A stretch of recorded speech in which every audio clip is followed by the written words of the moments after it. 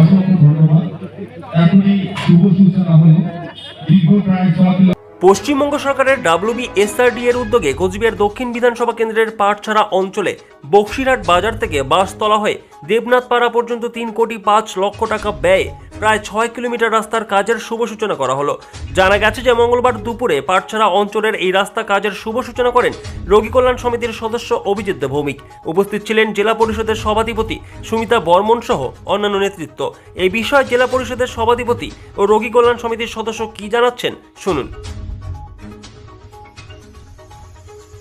বিধানসভা কেন্দ্রের পাটছাড়া অঞ্চল, এটাকে কানেক্ট করবে হাড়িভাঙা গৌরাঙ্গ বাজার এবং বাসতলা মাতালহাট, এই বর্ডার বক্সিরহাট বাজার থেকে শুরু হচ্ছে। এটা প্রায় 4 কোটি টাকা ব্যয়ে এই রাস্তা তৈরি হচ্ছে, প্রায় 6 কিলোমিটার রাস্তা। SRDA করবে কাজটা।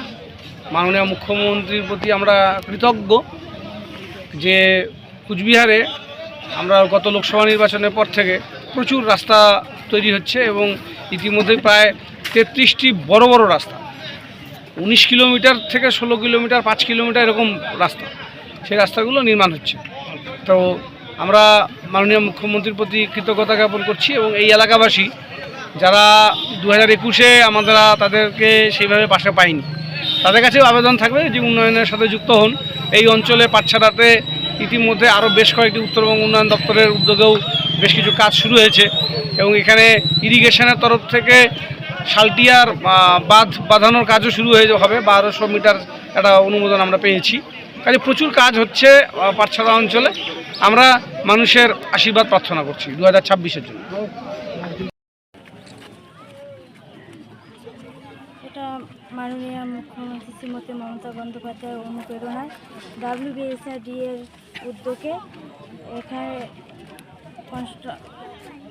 Construction bituminous road Baxirhat market to Battala via Debnath Para within Cooch Behar 1, land 750 প্রায় মিটার, বরাদ্দ আছে 3,05,00,000 কাজের শুভ সূচনা।